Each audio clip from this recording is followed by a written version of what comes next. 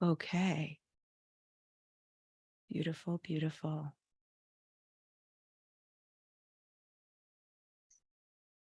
It's time, and I'm here. Hello, everybody. This is Debbi Dachinger from Dare to Dream podcast and radio show. I'm so excited for today's show. I was just sharing with my guests before the show.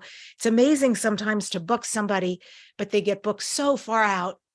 And even though you have all this excitement at getting them on your show, you still have to wait. It's like Christmas.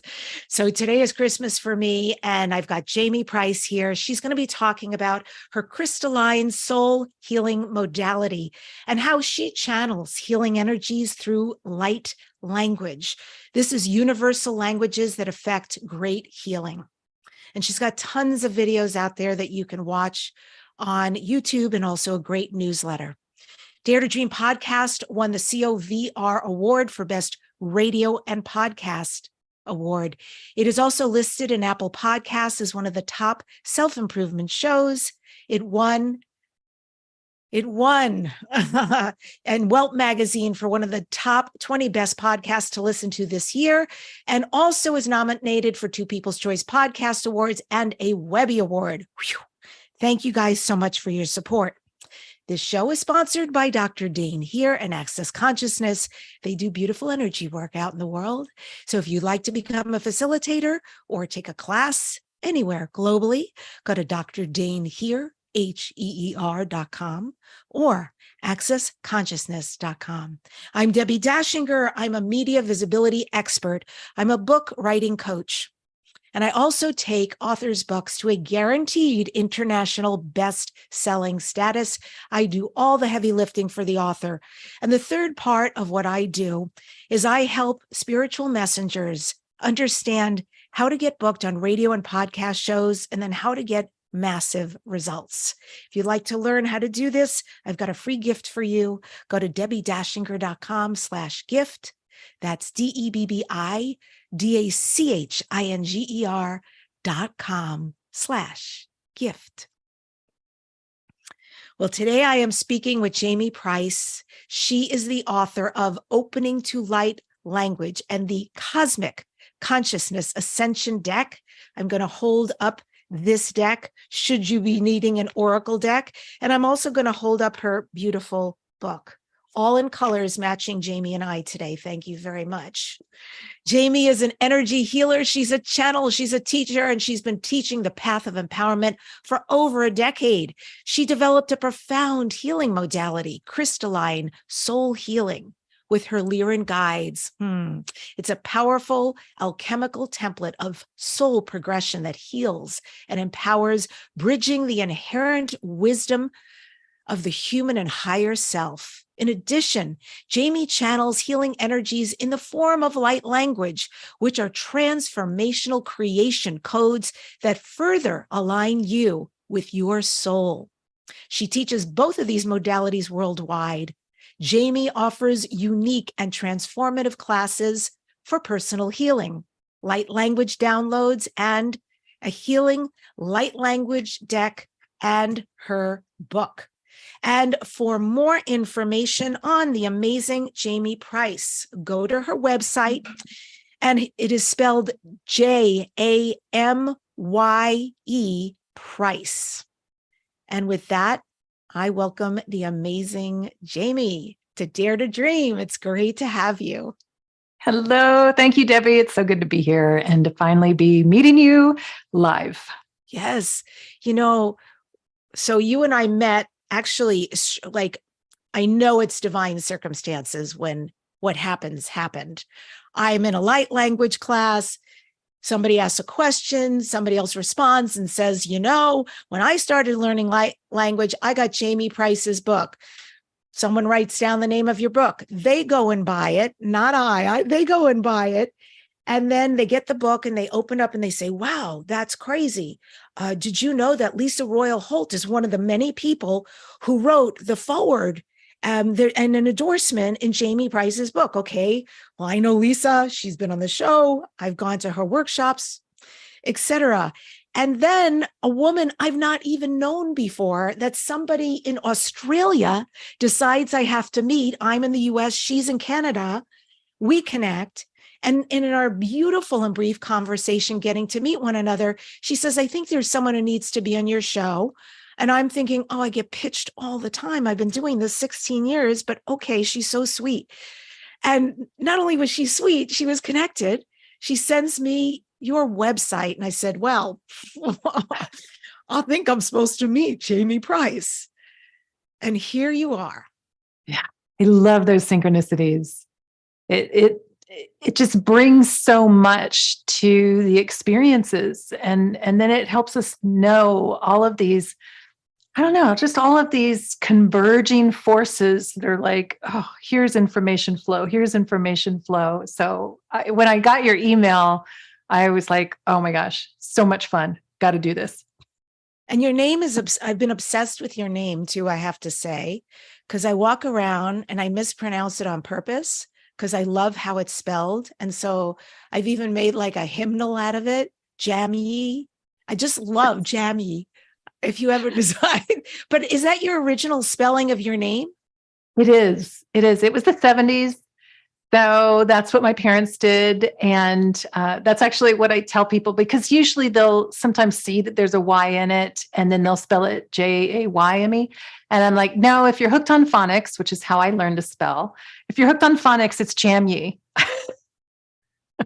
Perfect. I got the download. I have to use one as well. I mean, my name is interesting. So it's Debbi. There is no E. So I tell people, think of a ribeye steak. And that sticks. Well, exactly. I have your amazing cards here, and I thought it would be fun to pick one. And I just have to say, I have a lot of Oracle decks, but this is now my favorite because every time I pick something, I'm amazed at how apropos the download that you got to write these. And I just want people to see how spectacular this is. So there is light language writing, which blows my mind on each of these. And what I love is you don't have to understand. There's energy in these cards. So would you play with me and can I shuffle and you tell me when? Okay.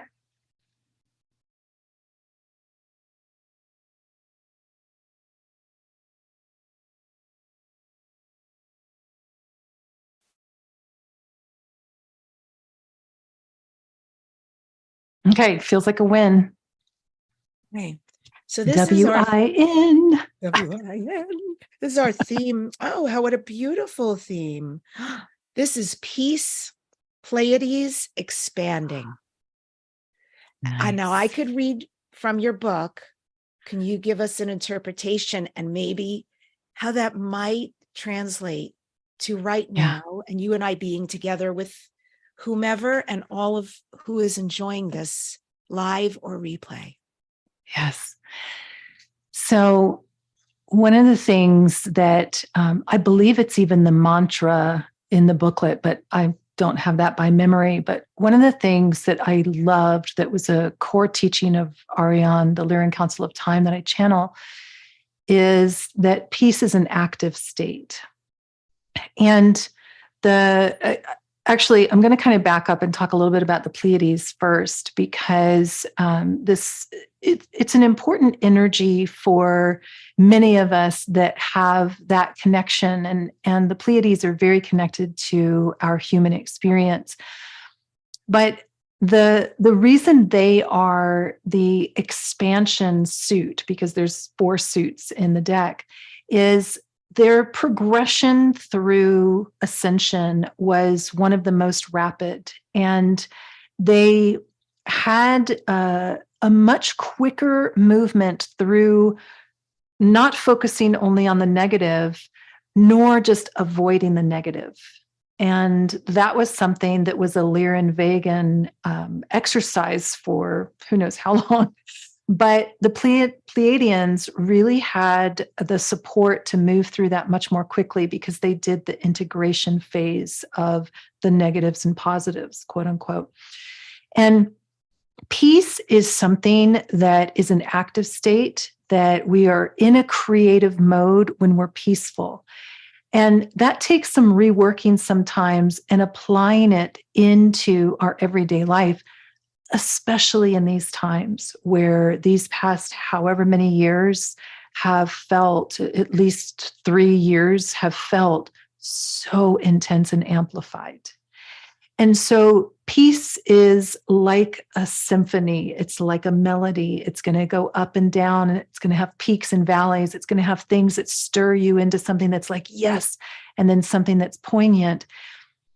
But the active state within it is that neutrality that holds you like the subatomic model, where in the nucleus of the atom, there's the neutrons and the protons, to speak linearly. So that positivity of the proton and the neutrality of the neutron holds that stable balance. And then the opposite, the negatively charged electron, is able to blend into that. But it's that bridge of the neutron that keeps that more stable as it goes through change. And that's what peace is for us. It's going to be up and down. It's going to feel poignant. It's going to feel, exciting. It's going to feel like release sometimes, and other times it's going to feel like activation.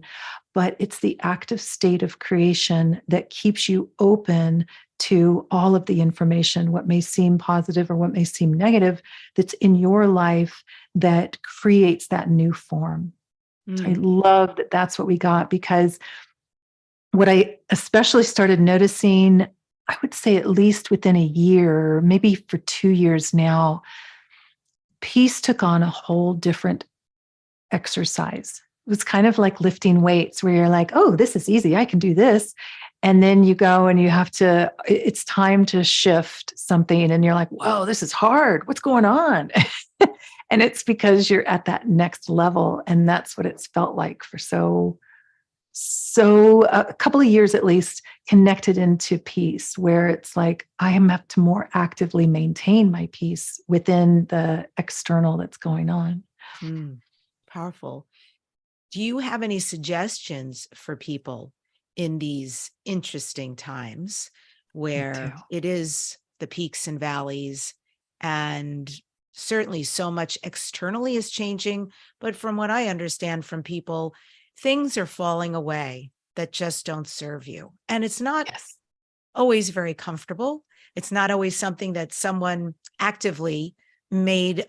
Obviously, it's a soul choice, but they didn't actively make a choice, an action choice towards, but it's happening in their life. And even, a lot of spiritual people, they get it. It's like they're trying to flow with, but it is trying. So for all of us, when it is not peaceful, how can we right ourselves back to that peace? Yeah.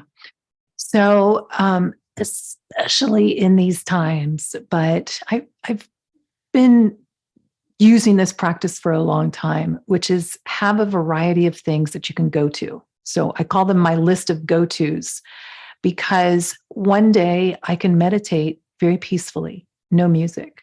Another day, I can't focus. So maybe I need music. Another day, that's not happening. I need movement. Another day, I have to be out in nature or it just won't work. Another day, I have to focus more on release. So I need fast music or something that's going to stir either something exciting or maybe even some tears or something else that needs to process through. So I have to have those go-tos that are like, is this working today? Let's find out. Okay, let's go through something else. What does my body want? What does my mind need? How can I work with what's going on and get into those, even if it's just for a moment? Like sometimes the meditations are shorter, sometimes they're longer, it just varies. And anything that I can do that's more nurturing and helping to soothe the mind. And then, of course, there's always the normal ones, like, are you playing and resting and eating and not imbibing too much news or negativity? Are you utilizing some of the self-soothing and self-talk that is supporting your openness or your peace in that moment?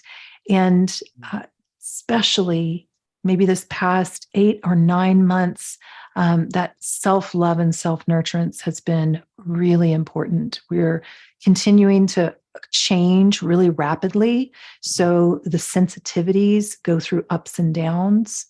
And sometimes they just don't make much sense. But that's why I like that wide variety, because sometimes my body just can't, what worked before isn't working now. So that's what I would recommend. Yeah. So that necessitates being in touch with yourself and what's going to serve you, and then having several things on that buffet that will serve you, that are your go-tos, or maybe something new will pop. That's wonderful. That's really fluid.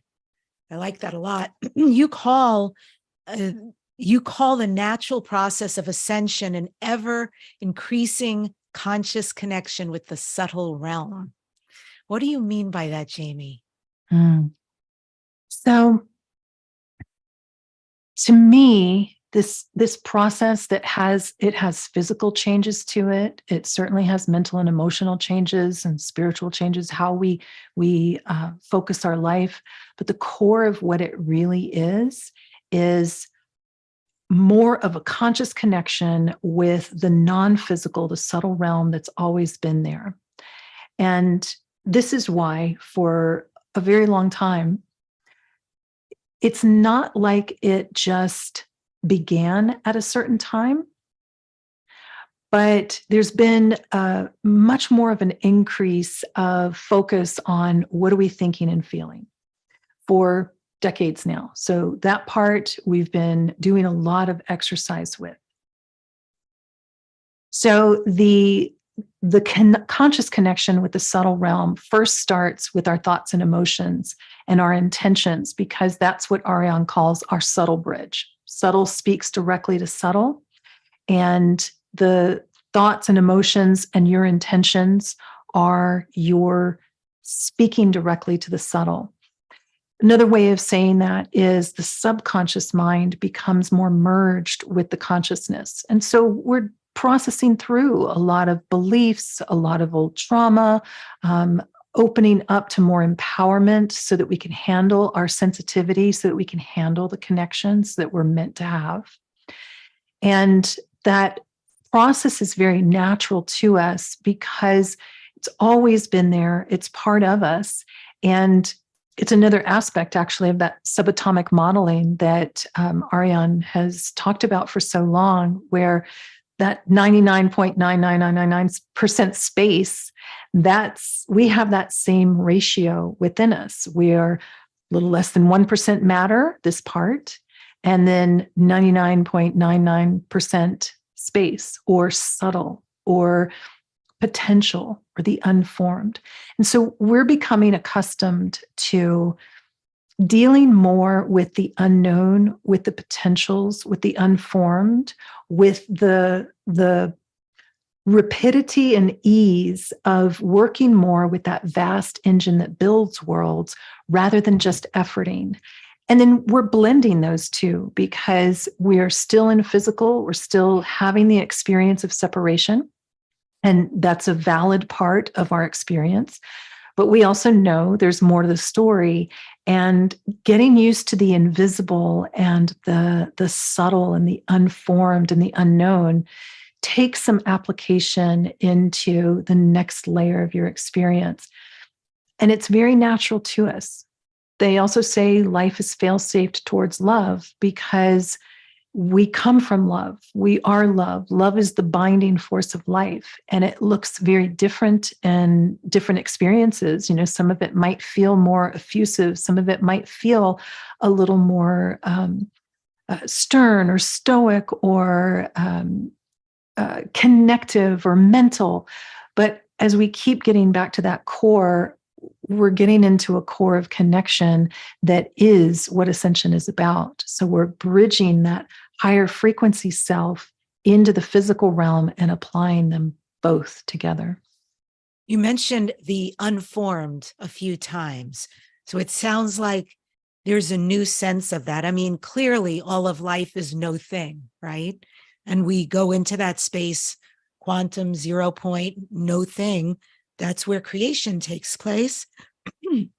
But it sounds like you're referring that this time right now has a new idea of an unformed, and that it's a new way that we need to be around that. Is that correct? Yes, and even the beauty of like pulling the peace card, which we could say that in so many different ways as well. You know, it's that open connection, it's that willingness, it's that adaptability, it's that neutrality that knows that all is well Mm. and all is changing, because we're in the realm of change. We're in the physical experience of linear time. So the constant here is change.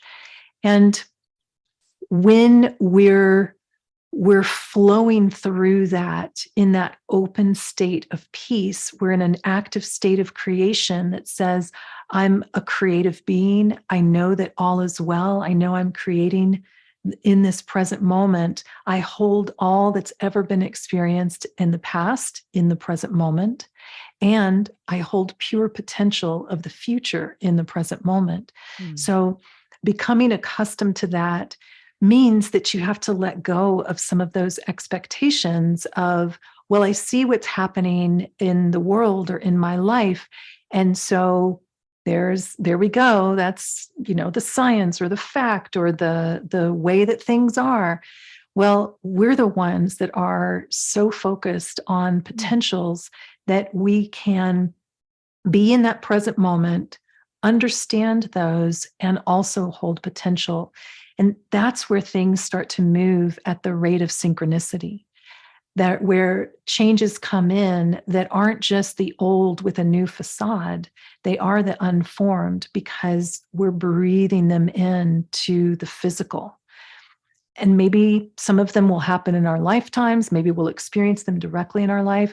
Maybe we won't, but it's that potential that we're holding and that knowing of the unformed, that life is continuing to evolve towards love, that as we're holding that vibration more and more, even in moments that feel like tears, for example, what's at the core of that? The blessing of release and processing so that there's clarity within. Or a anger that's recognized instead of suppressed, that it can process out in a way that frees your body and creates a new experience, whether that's directly, the new experience is directly with someone or not. It's the unformed rather than the past reforming. Mm.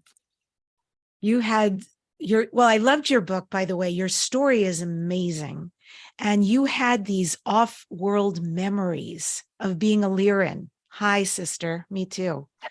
And a Syrian star seed as well. And you began to receive and transmit messages from cosmic beings. I mean, I guess I'll start there. As a fellow Lyran, would you even recognize me? Would you see someone like me and go, oh, yes, you too have been there? Sometimes it's more obvious and other times it's not. It just kind of depends on what's up. And for you specifically, I can see it on your face. The first time I saw your face, I was like, that's a Lyran face.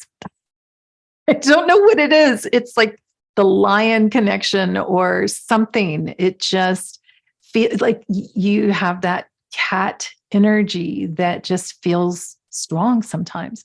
And it's even possible that someone's in a phase, in a resonance that might not be as dominant, but sometimes it is. And for you, it was dominant for me. And are you still in contact? Do you still go off world and have those experiences? Definitely. There are times where it's stronger, like there's more happening. There are times where it's not as strong, and it just varies. It's something that, for the most part, if I'm in a learning phase, then it's pretty obvious. If I'm in connection and something that needs to be conveyed, it's pretty obvious. Sometimes I'm more in my own processing and it's not as strong, or sometimes I'm just in a plateau period. Every once in a while, because I've been on the just strong ascension journey set for about 2 decades now, and a little bit more. And there are times where I'm like, there used to be a lot more fireworks. It just goes into kind of a plateau phase. And then I just know that that's the way of it. And then other What do you times mean they'll by just fireworks? come right back. You mean the Like, connection? whoa, what a cool off-world experience, or oh my gosh, that happened. Just some of those internal experiences that you have. And other times it just kind of plateaus where you're integrating or processing or something. Mm. It's the kind of thing that I love, but I had to learn to accept it when it comes and then accept it if it doesn't. Mm. What is it like interacting with the Lyrans? So for me, I'm very clairaudient with guides. I have visual skills, but I don't often and very rarely would I see guides. And I don't recall ever seeing my guides. I sense them, or I have a feeling, or I hear something. But for me, it feels very nurturing, but not overly emotional. And it feels very comfortable and supportive, almost like a very calm teacher would feel. So that's my experience of it. Yeah. I read recently that, and it was shocking to me to read it for several reasons, but that it is believed that the original Lyrans were of the Elohim. And I don't know if you have any information about that, but that was very fascinating to me. And there's some of the original Lyrans anyway, or some of the original creators. They created universes and some of the original beings, amongst others. But so I thought that was a fascinating connection to come Yeah. from a creator's status like that. Yeah. It just kind of depends on where you hit your galactic history. You know what I mean? I Like do. you tap into different parts of it, and it's one of those things that's like, I don't know. I'm seeing the veins in the body. That's like, oh, well, there's a vein. Okay, well, there's a bunch, and then there's capillaries and all of these other things, and that makes sense. And yet the there are Lyrans that I connect into that are more current, I would say. Hmm. And then Arion and other variances of that group. Sometimes when I connect in, I'm like, wow, it's such a different. It took me years to get used to them. It's such a different vibration because it's not they aren't physical. It's much more ancient, and so that would make sense. That kind of Elohim connection. Yummy. That sounds so exquisite. Sometimes when, because especially with channeling in English or channeling light language, the light language will tend to have a lot more variety of energies, because they'll come and cycle in rather quickly if that's what's to occur. For a long time, I've only been channeling Arion, but I channel other energies and used to channel a lot of different energies. But at certain levels, you can feel the crossover, meaning we go angel, elemental, galactic, and then you feel the crossover as well, that they're not always so separate, and they're very interwoven and interconnected. And you can feel the blending of those energies rather than the separation. And your healing modality is based on its connection to the Lyran heritage, right? The crystalline soul healing. What Yeah. is that about? What is that like for you? What is that like for your students? Yeah. So the I remember a long time ago, sometime in the early mid 2000s.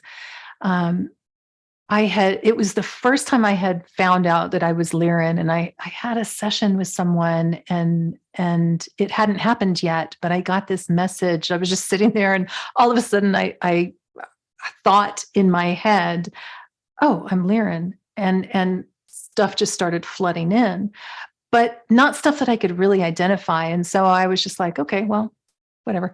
And so couple of days or so later, I had that session. And one of the first things she said was, oh, you're Lyran.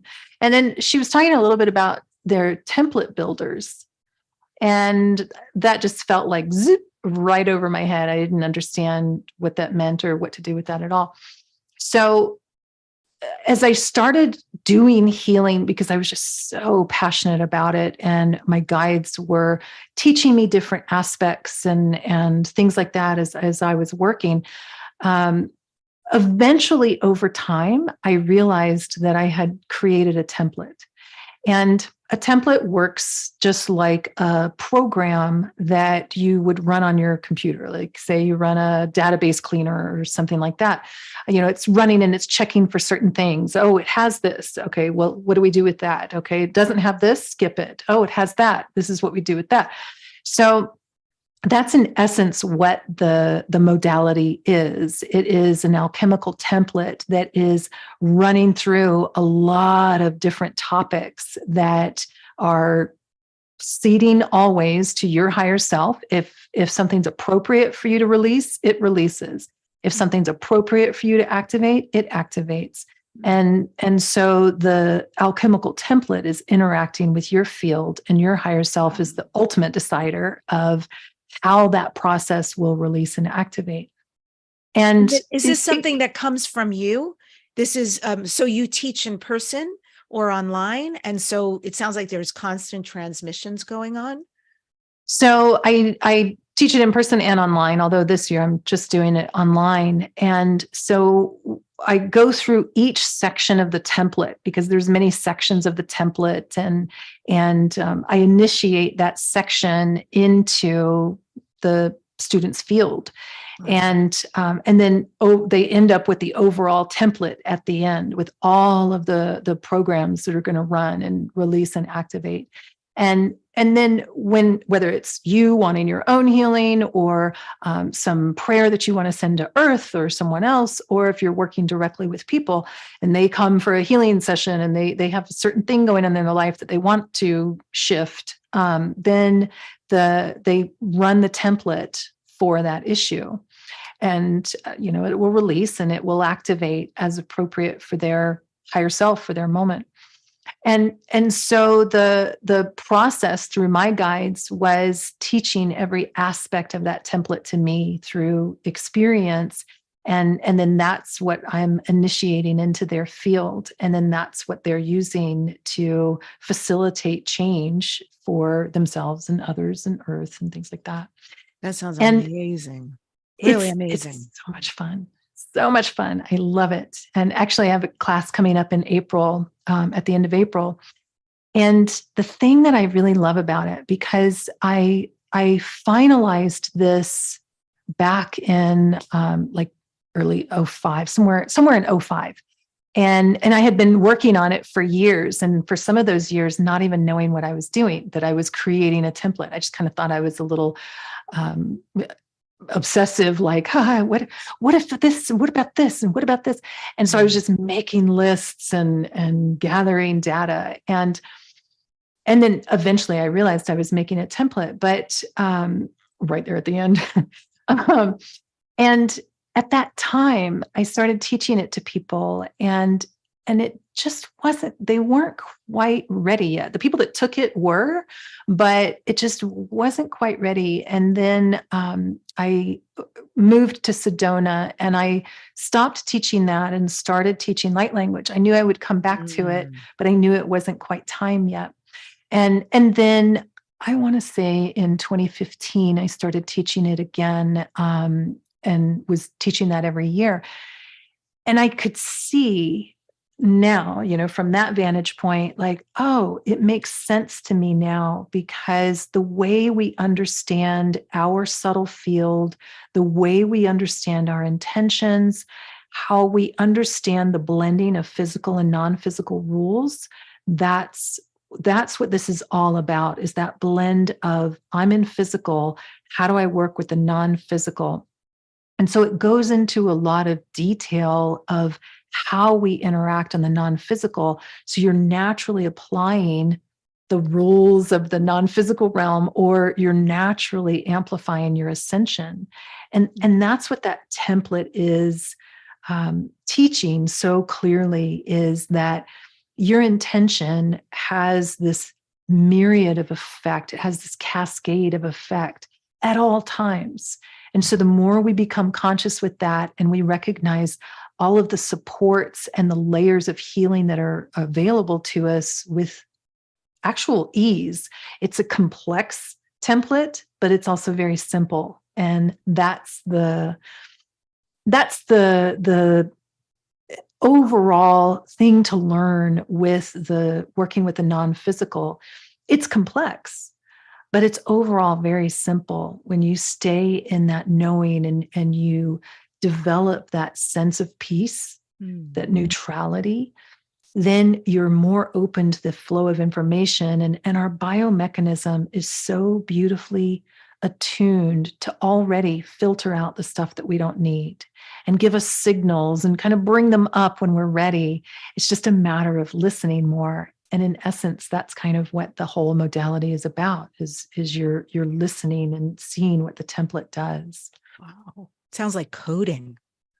Mm-hmm. Yeah. It's beautiful. Yeah. I want to ask you if you'll share some of your story, because it's quite a story of what has happened to you and how you fought it and how it took over anyway and kept coming through you. Just reminds me of somebody, trying to hold their mouth while things are pouring out. And and it was a really interesting journey. So I'd love people to hear some of that story that I read about in your book, Opening to Light Language. Yeah. One of the things that I love about the variety of stories with this is some people were open as children. Some people were not. Some people had a very fast opening. Some people have a very slow opening over time. And it always occurs in the way that's perfect for us, even though it's not always easy. And for me, I was not a psychic child. I even remember trying when I was like into my teens, and I just couldn't get anything to happen. I was trying to astral project. I was trying to see things, and just nada. And it wasn't until what was actually the harmonic convergence, which I didn't know about at the time. At that time, I started getting psychic flashes, but I didn't know what they were. I just thought, whoa, that was a weird image to have in my mind, or experience to happen. And one of the ways that they came on was clairaudience. And it would feel like my thought, but it would be something that was so out of the blue, and kind of like us. No, it would be so out of the blue. And it would be something that was provable within a few hours. And it was always so random. Like, I was driving home the first time I remember that happening, and I heard, this person's going to be at your house. I hadn't seen that person, talked to that person. I don't even know how that person would know where I lived. Well, I could, yeah, because I was living with my best friend, and they knew each other too. So having that happen, and I get home and there's no one there except my best friend, my roommate. And she's sitting there and she's like, guess who's coming over? Like, is it so-and-so? And she's like, how did you know? And I'm like, oh my gosh, I heard that. And that would happen. Sometimes I was driving to another state and I would get this message, so-and-so is going to be there at the place I was driving to hours away. There they were. And so things like that would happen. And that was fun and exciting, and other ways that would occur. But I started also seeing healing happening. So I would see people connected through their chakras. And sometimes I would see crown chakras connected. Sometimes I would see people connected through their second chakras and just all kinds of different things that I started seeing auras and seeing those connections. And that went on for a little while. And then it just kept changing over time. But the thing that was coming up was my sensitivity and a lot of things coming up that had been suppressed.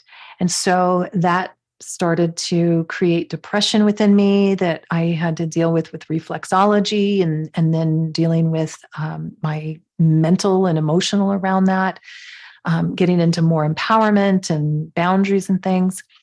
And then eventually I started doing healing work. And after I had an axiotonal alignment, that's when the light language started in the early 2000s. And that began as movements that were smaller and got bigger and bigger, which I was fine with. I was delighted with that because people were on a table with their eyes closed. So yay, that's fun. And then eventually the sound wanted to start coming through. And I found myself incredibly shy and worried about that in ways that I couldn't quite define. I just kind of felt like, oh my gosh, I can't be normal anymore.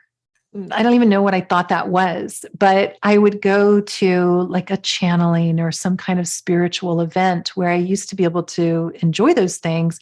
Now my body was twitching and it just wanted to pour out. And so I would have to sit on my hands and twitch and keep my mouth shut and try to hold it in. And finally, I set this intention that I would let it flow quietly in the back of the room. And I realized that because I didn't want to disturb, that's rude. So I would sit in the back of the room, which I was already doing. And I'm like, maybe I can just let this flow silently sometimes. And it definitely did that. It was more about my resistance. And then that final piece was me doing a class where I did light language for people. And it was so loud and abrupt at first that it scared a child in the room and she started crying. It made one of my friends just die laughing. And they were each coming up one by one. And that was the first person that came up and that happened. And I was like, oh my gosh, I'm going to be sitting here with crickets and nobody's going to want to come up and experience that. But everyone did. And then, except for the child, she was about 12 or 13 or something. And her father came up to me afterwards, who was a client of mine. And he said, I want a session on what do you have next week? And when he came for his session, there I was hearing the sounds in my head and holding them in like I was accustomed to doing. And at that point, my guide said, it's okay. You can hold it in. It'll just take him longer to heal. And gosh, it still gets me every time.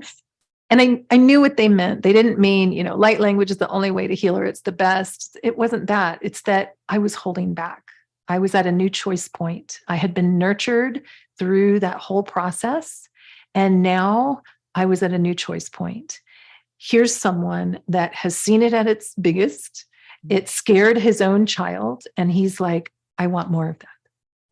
And so I realized that I could not live with having been able to do more, but not doing it because I was shy or embarrassed. And this is just somebody that wants to heal. And so I let it out and haven't held it back since, even though I have had other times of ups and downs and doubts with it. Like, oh my gosh, what am I doing? What am I doing with my life? It just passes. And that's been many years now. And the sacredness of the connection that I feel and the experiences that I have, and certainly what I see with others and being part of that, making it easier for others to do. I would not trade that for the world. I don't care how many people tell me I'm crazy or weird or it's fake or whatever. I know the truth and I know how important it is. And so even all of that long journey of holding it in was so worth it to have it flow. Yeah, incredible. I know one of your stories in the book is that you're at a cryon event. Lee Carroll, who's been on the show, he's delightful. And that you take yourself to the back of the room. And then as it's going on, it is coming out of you. And it's, I think, the end of the event. And people are coming out of the room and seeing you do this. And they're stopping, but it's a really positive experience. People are actually feeling, sensing, receiving something from what you're doing. So it's fascinating that all this time, at all your markers, you're actually getting this sort of go ahead from humanity, like, yeah, there's something here. There's something powerful going on. Yes. You were supported. Yes. Absolutely. And there was another cryon story in there that was really helpful. I was letting this out in the back, and before that happened, so this was peacefully just flowing. And Lee was taking questions, and someone stood up and said, my hands used to move around and all these sounds would come out of my mouth. And I went to the shaman and he told me it was the devil and he took it out of me. What do you think about that, Lee? And I was like, oh, what's he going to say? And by that point, it was so perfect. I was so glad to have it, but I knew what was coming out of me was love. And so I was like, wow, what's he going to say? And he said, I've had some experiences of observing that in ways that I would have never believed it if I hadn't had the direct experience I had. And I believe that shaman was lovingly telling you what you wanted to hear and then giving you what you needed in the moment. And I was like, yeah. Yes, because it is not of the devil at all. Right. Not at all. It's so natural to us. It's not just for special people. It's natural to us. We communicate with spirit in so many different ways. This is just one way. And it's such a beautiful bridge of the linearity. Because crystalline soul healing, for example, is quiet. There's no movements to it. You can't hear it or see it. It's quiet. And with light language, there is expression to it, yes. Whether it's verbal or it's written or signed, there's expression to it. Now, sometimes I have it silently in my head, but there is a bridge of communication to it that we recognize as conversation or song or movement or written. And so it's helping us to soften that linearity around that. And ultimately, let go of some of the contextualization and some of the memorization that we have for our communication so that we stay in the present more. So it's another way of bridging the linear and the nonlinear, the physical and the non-physical. And when you do it, I mean, there's so many theatrical ways I could talk about it, but it's so much like a dance. It's like a song coming out of your mouth. And even though your body, you're standing up and you're not moving your body that much, but what you're doing with your hands, it's really spectacular to watch and receive. What is it like for you while you're orating and signing the sign language? So at some point, we'll have to do more movement oriented because that's mainly for the camera where I have to stay in there. He's like trying to, and I'm behind a tree. But it is like, and I'm a full body channel. So sometimes I have certain energies that are working with my physicality in some way. And I have other energies that are working with my, vocals. Other times it's more unified. It just kind of varies. But what it feels like is a flow of energy expressing through you, almost like water through a pipe that is just filled out and flowing. And it can bring such blissful feelings. It can bring even tears and things, sometimes even tears of release, where I can feel sorrow, for example, but it's not the same as being sad. It's almost like this beautiful release in those moments. So the expansion and that sense of blending is even evident with that because I'm conscious. You don't go unconscious. In fact, it's very different than channeling in your known language, because when I channel in English, they're using my vocabulary and they can stretch me beyond that a little bit, but not much, because that's the mechanism that they're using to express.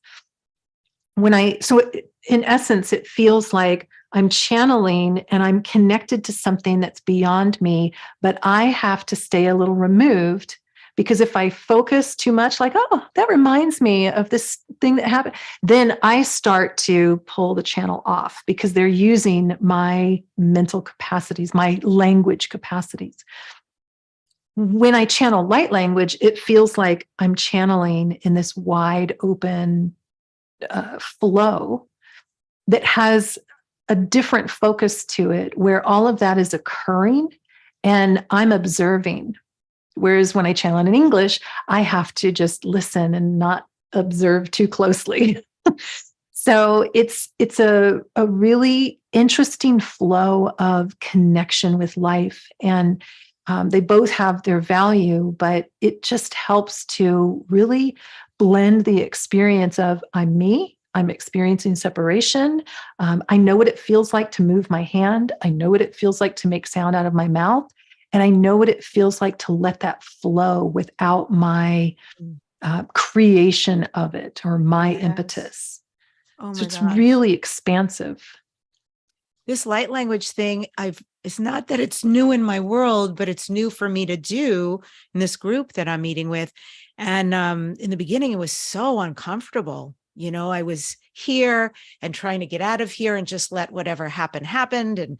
And then what we've been doing is picking a card recently. So I'm using your deck because that's what I resonate with. And the last couple of times, what has come out of me has been toning, has been song-ish, but it's not singing, and it's something else. And what's been beautiful about it is I've been able to be still enough because I don't know where it's going and I don't know if it's over. And then something else will come out. And when it's complete, I'm aware it's complete. What do you think about that? Is there a light language that is comprised of toning and notes, sound in that way? So if we think about the experience of separation and the experience of connection, it's the same with light language. So here I am having an experience of separation, and here's my layer of a little more connection. Here's my layer of more connection and more and more. And it's the same with light language, because language, rather than being, oh, what words did they say or sing or write? It's what information is flowing. If we think of language as more broad, and light, if we think of that as just an expression, a carrier vehicle of information. So when we go into those higher, more connected aspects of light language, everything is light and everything is information. We're externalizing. Even if we say nothing, we are in the realm of externalization. So light is emanating from us. So we could even say in that broad level, everything is light language because everything is conveying information. But I like to separate it into, spoken, sung, signed, and written for us to understand that bridge. And yet, toning is a form of light language. Some silence can be a form of light language. And what we're doing in those times is conveying information through sound or through movement, if that's what's occurring. But there's clicking languages, there's languages that sound much more like we would associate words, quote unquote. And then there's some that sound more like buzzing or frequencies or tones. Sometimes I'll have some that sound almost like it's the same thing repeating for example, not that I'm channeling this moment, but it might go like zzz, and it's the frequency is in there, even though we can't hear the separation within it. So, And that's not, if toning when is that an happens, aspect. the clicking, the buzzing, that's not mantis related at all. It That's could be, actually, okay. but it doesn't have to be. Hmm. There are a lot of mantoid languages that click, but Right. they're not the only ones. So, yeah, definitely could be.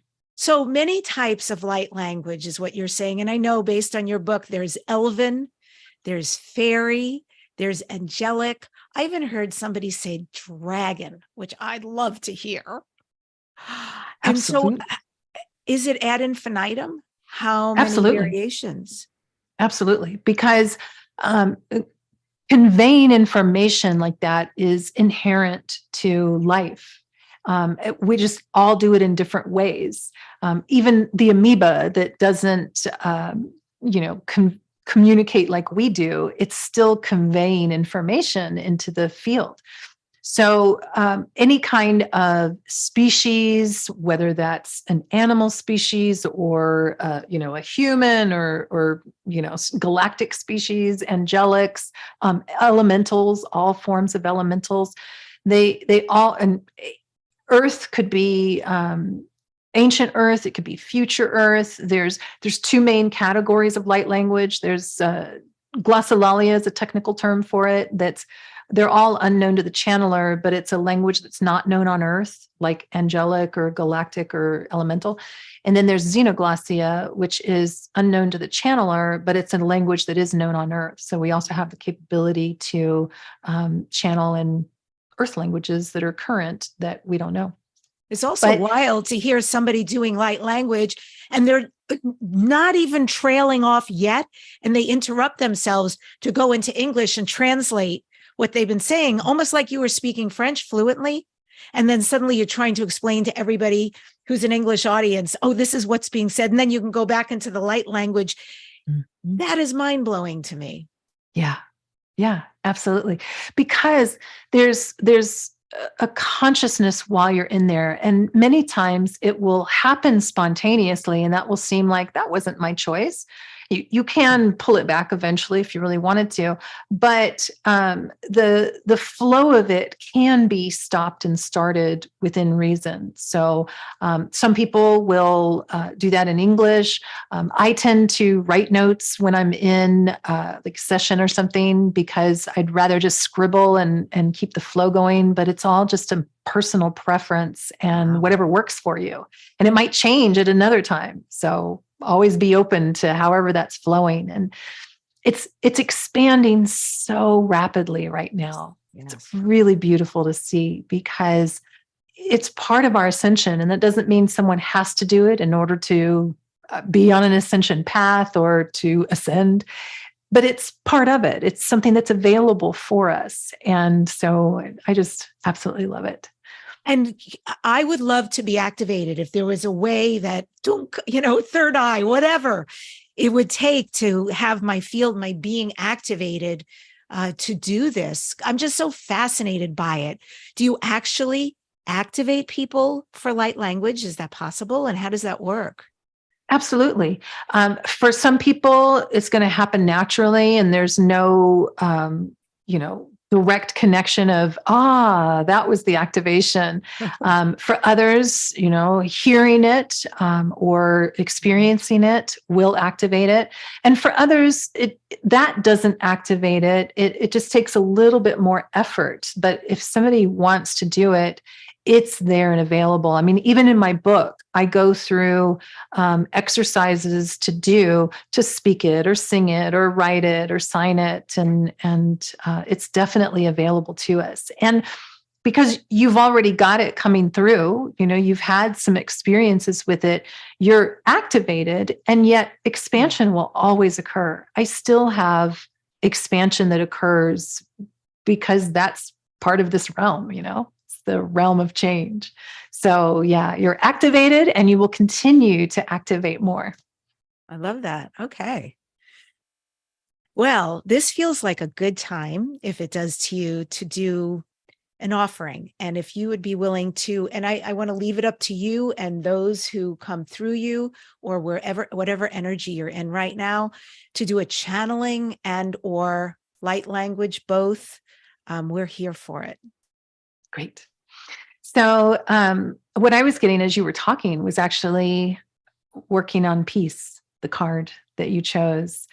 So let's see how to do this, if I'll do English and light language or not.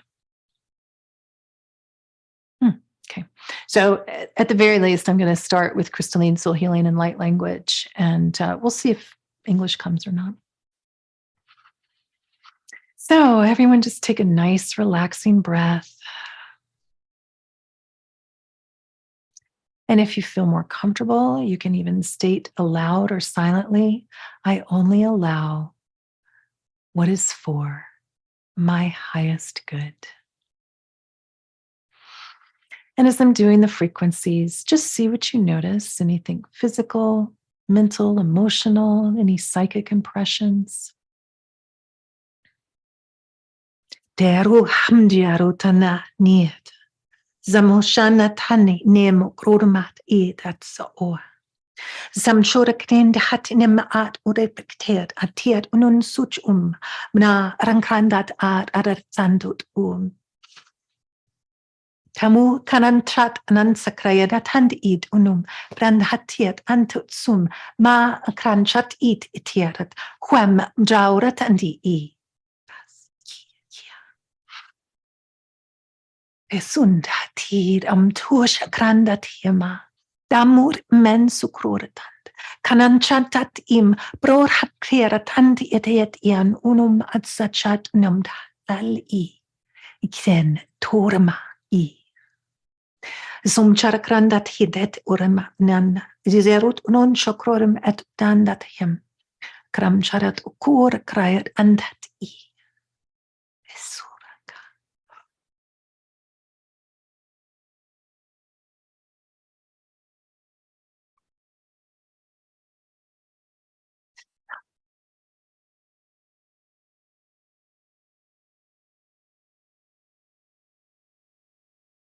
Shadow to korora tandi handut Brahma chanadata kniana tad amdawat kand Bram chatiknenda tani in surutrum ded iakrandat in ene od urumta Tau sakrandat and akshukrandat branatiet nan sukurotand chanat the korotand im chabrotand kral hananat hane et suchunum branat clear tand et sut unud koa kne tatiana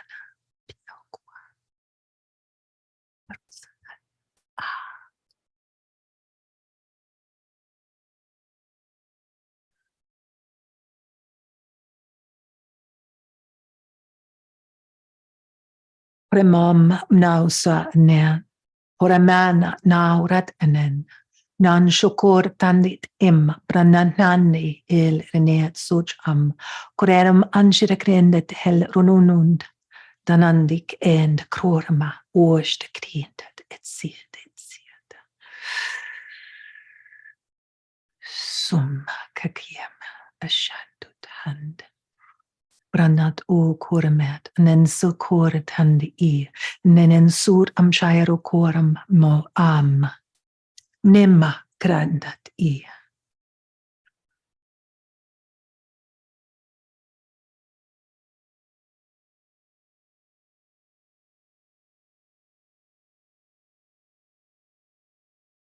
Sur oa rimba kreet etant.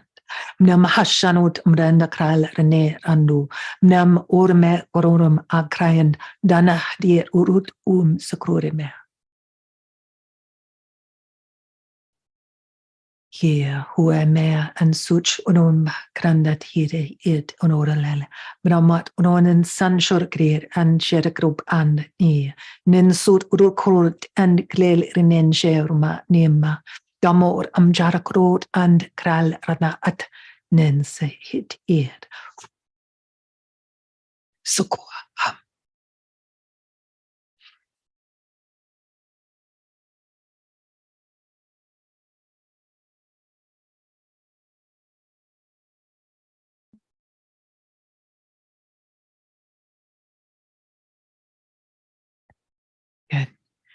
Good. Another relaxing breath. And if you like, you can gently rub your hands together. You can rub your hands on your legs. Just bring yourself into a more active brain state. So I want to share a little of what I was getting during that, Oh, even yes, though please. your experience might be different because your higher self is releasing and activating for you. So in the beginning, that was a fairy energy, and they are so loving and supportive and joyous most often, and just effervescent. And it was so sweet, the big lesson in that one, because ultimately this was all connected to peace. But um, one of the things that that energy was talking about was um, taking in life and taking it in fully, but taking it in with the recognition of the beauty. And if that's not the case, then the marvel at it. And the way that they showed me that, I even, was physically breathing in for a very long time. And at first, it was like breathing in beautiful flower fragrance. And then it was like breathing in something noxious, like skunk, for example. And they were showing me that even in the flower kingdom, for example, there are flowers that smell wonderful. There are flowers that don't smell wonderful. And that's their fragrance, not just dying flowers. So that was very fairy-like, especially to be like, love it all. It's a marvel. And then the energy shifted, and I could feel a very galactic, a little bit more masculine energy. And part of what the message behind that was the honoring of your physicality, your unique experience, because especially as it relates to peace, it's ultimately our own responsibility to hold our peace within our circumstances. And that doesn't mean always be a monotone in every experience. The example my guides have often given, if a child is running into the street, you don't say, oh, please don't run into the street. You yell to get attention and like, whoa, come back.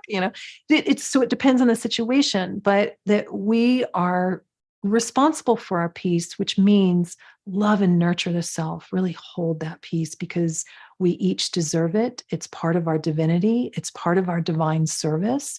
It's part of our exercise to ascend beyond what is into what can be, to those potentials, the unformed. And then there was a very distinct experience of physically working with the body and strengthening the torso and the core channel flow so that we could maintain our chi a little better.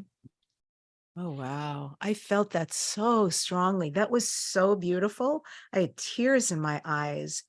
And the breath between each movement, if you will, and what you were doing, where your your face would turn to the side, and then it was so sotto voce, you couldn't even hear what you were saying, but I could feel, and the beautiful pause, and then you would come back and reemerge with something else as part of the message. And even the hands, I mean, when you got to what looked like third eye and crown chakra, and then bringing it down, it just felt so healing, so full of love.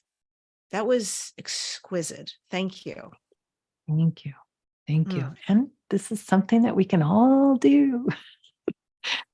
It's so available to all of us. I love it. I love how much is expanding now, and people feel it and understand it, or experience it, and it's just really growing because we are. Yeah. Is there an energy ascension forecast, something that we should, as light workers and star seeds, be aware of that's coming down the pike, so we can incorporate that beautiful piece you just gave us? Yeah. So one thing that Ariane does is, they'll encapsulate the energies of the year, and they'll encapsulate each month, and sometimes they'll hold a quarter together, other times they won't. And the overall energies that we're going through this year are about connection. So big parts of that are the human and higher self connection, or physical and non-physical connection, and really holding our purpose within a moment, which again is going to be up and down. And we are now in April almost, like a few days before it. And so the energies this month are about being in oneness. And we have gone through these first 4 months have been about nurturing the inner realm so that we're feeling more of that freedom. We're not letting restriction hold us back, that it feels like, oh, this is a lovely structure. Good. This is what's here now and keeps changing. And then March and April feel very similar with allowing and being in oneness, because it's getting us accustomed to ultimately that state of peace that's like this neutrality that just, oh, positive, negative, positive, negative. It's really all one. And these next 6 months feel much more mentally oriented, that almost feels like we are going to be tasked to maintain our mental focus so that no matter what's going on around us or what's going on in our own life, we're holding more of that peace. And, this, for me particularly, this is a very intense time. I've got a lot of things going on in personal life and family and physically and just, work and everything. And it has really almost like focused me into, I have to be more deliberate, but from the state of love. For instance, I took a walk the other day, and one thing that I made sure to do, even though I love walking briskly, like it's a workout, I didn't do it because I felt like I had to.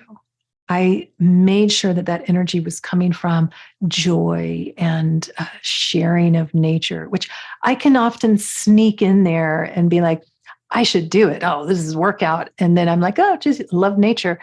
I had to really shift that focus so that the mental wasn't sneaking in some obligation into something that should be joyous.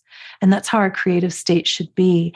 So these next 6 months especially are going to be very much more mentally focused. And anytime you can soften that perspective and be in the unformed and be in the open joyousness or peace, that's going to shift the things that even are obligation into much more of a creative state. So that's exciting in some ways, feels kind of intensified.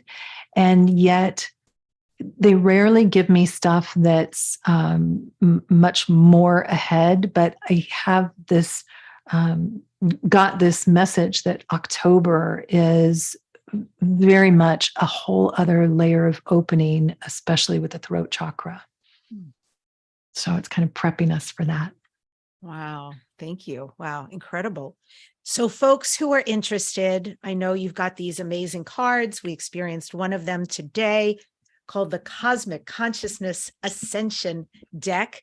And then also this now very worn and read book, which is Opening to Light Language, Humanity's Evolution and Multidimensional Communication by Jamie Price. Where can folks get this? Where can people work with you? So everything is on my website, jamieprice.com. And yes, it's Jamye again, if you're hooked on phonics, JAMYE price.com. And the book is there. It's actually going to be out fully on Amazon. The ebook is on Amazon, but I'll be putting the soft cover on Amazon soon as well. The cards are only on the website. The upcoming Crystalline Soul Healing class is on the website. And I will be teaching light language again in the late summer and fall. So there's also a place where you can sign up to be emailed about that if you like. But everything is right there on my website, jamieprice.com. Okay, everybody. So that's JAMYE price.com. And Jamie, this is Dare to Dream. What do you next dare to dream? What are your future dreams and visions? so much more joy. Like that recognition that's within all of us, that's the dream. Feeling that, seeing others feeling that, and living the dream. Thank you so much for coming on the show today. This has been beautiful. Absolutely. Thank you so much for having me. It's great to meet my blue Lyran sister. Right on, right on. Yes. And peace to everybody. I end today's show with this quote. There are things that we never want to let go of, people we never want to leave behind. But keep in mind that letting go is not the end of the world. It's the beginning of a new life. Subscribe to this #1 transformation conversation. Leave a comment. I read all of them, and share the show with somebody whom you know will love its message. Next week on the show, I am featuring the amazing Tariq BB. He's the Starseed Indigo Prophet. Tariq helps healers and light workers clear the root of any of your blockages and manifest your heart's desires. And truly, everybody, it is time to go with peace, whatever is going on with your life. And I hope that today's show helped you dare to dream and dare to turn all your dreams into your reality.